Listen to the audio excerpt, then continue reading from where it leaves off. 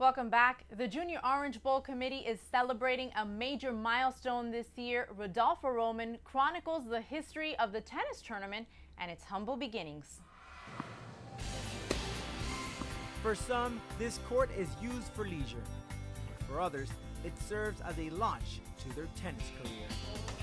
I believed in tennis since I was a kid, and I promoted it as much as I could, and I knew someday it was going to boomerang.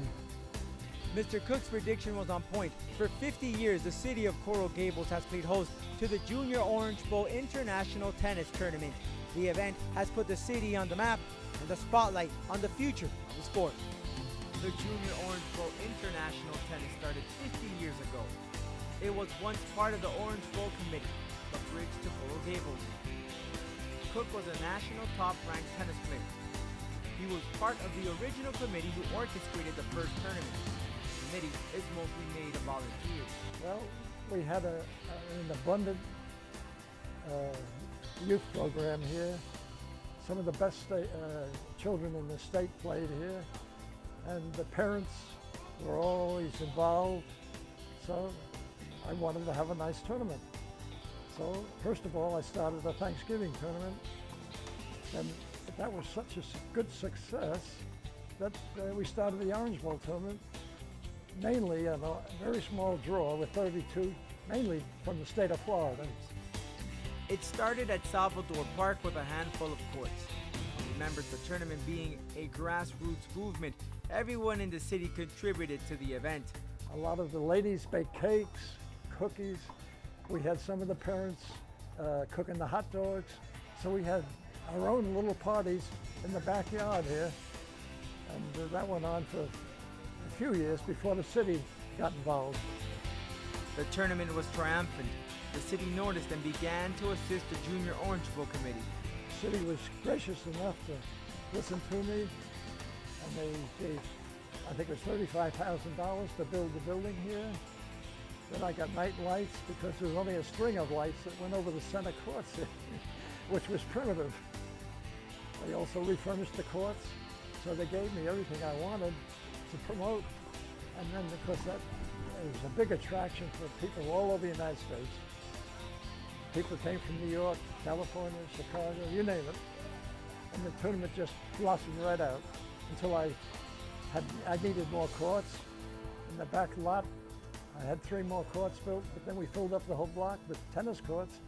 I used the Coral Gables Country Club. They lent me a few courts during the tournaments.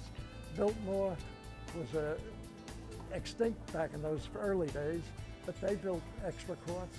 So then we were able to handle the tournament between the 3 facilities. The tournament expanded to 4 places in total. It held matches at the Biltmore, University of Miami Tennis Center, and later in Key Biscayne. It featured 4 categories: girls and boys ages 14 and under, and boys and girls ages 12 and under. It attracted players from across the globe, such names as Andre Agassi and Mary Jo Fernandez. It's winter in many parts of the world, and here you have the nice good weather for the late in December. It was created by Eddie Herr, and of course that includes the older divisions too, which are in the Orange Bowl. The International Tennis Federation gradually recognized that as one of the best tournaments, and so it's gotten that accreditation. Over 1,200 players competed last year. Participants apply in October. The selection committee then selects who will be in the main draw and the qualifying event. The tournament starts in December. It's a financial boom for the city. We do have quite a few international players, which is a wonderful economical impact on Dade County. The city of Coral Gables, Dade County, they're staying in the hotels, they're spending money at the restaurants, and they're going to our attractions. So it's a pretty good economical impact for all of Dade County. Youngsters are thrilled to play in the tournament. Oh, this is the biggest one. It's international. It's the high level, and it's tough. Curtis said there is so much talent, it's hard to keep up with. Well, obviously, what happens is when you see them in this tournament, you don't know, of course, which ones are going to be stars. So you probably don't pay as much attention to them as you would like. and especially then later on when they really do well. Of course, the ones who win the tournament are here the whole week, and we spend a little more time with them, and when we're giving them the trophies at the end of the thing. And then if they become household names later, then you remember some of about.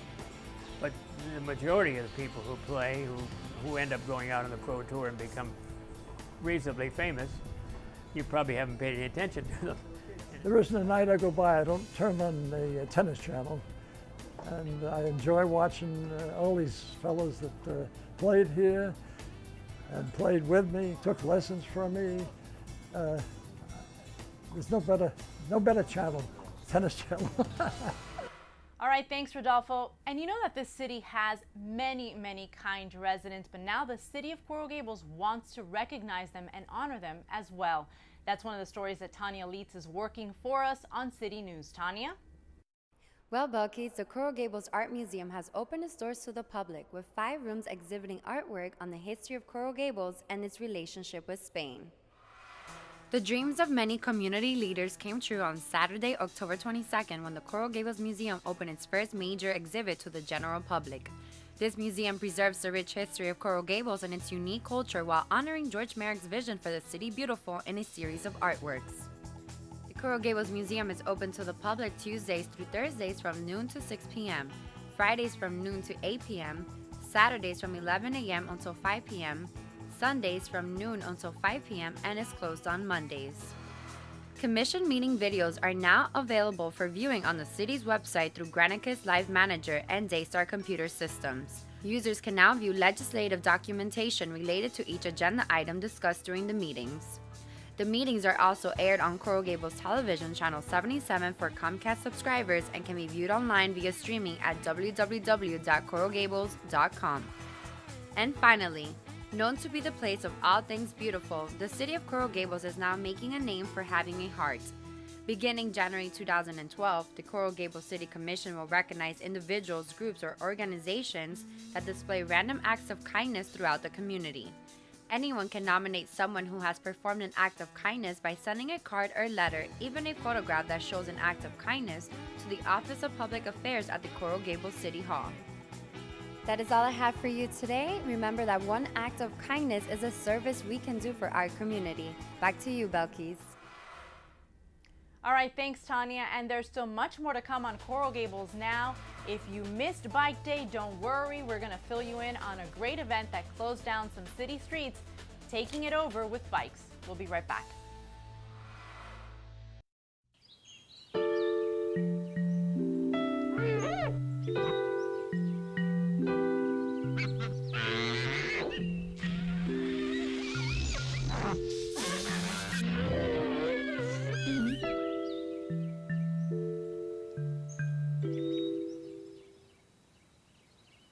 Things can get pretty ugly when you're bored. In an after-school program, you can find something way better to do. Welcome back. Bicycles took over some of the streets in downtown Coral Gables for the first ever Gables Bike Day. David Alvarez was there at the event and has this story. Miracle Mile in Coral Gables looked a bit different on Bike Day. Instead of the usual commotion of cars and shoppers, the street was filled with bicycles. The first ever Gables Bike Day brought out quite the crowd, with Miracle Mile and Fred B. Harnett Ponce Circle Park taken over by cyclists of all ages. At the park, Mayor Kaysen kicked off the event. We are supporting the event. We hope it will become an annual event and attract more and more people. We're a very classy city that has, and part it's because we have so many different kinds of events, so many organizations, and this is an event that's going to add to the quality of life of Coral Gables.